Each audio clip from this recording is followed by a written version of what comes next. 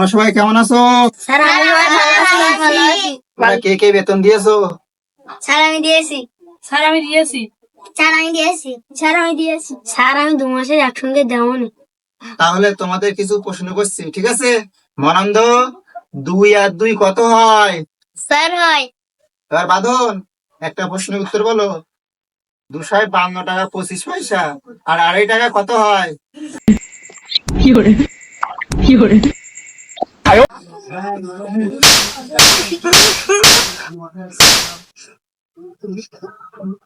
বন্ধুরা, বাংলাদেশের এখন বর্তমান প্রধানমন্ত্রী কে? ডক্টর ইউনুস। বাঁধন, ডক্টর ইউনূসের নানার নাম কি?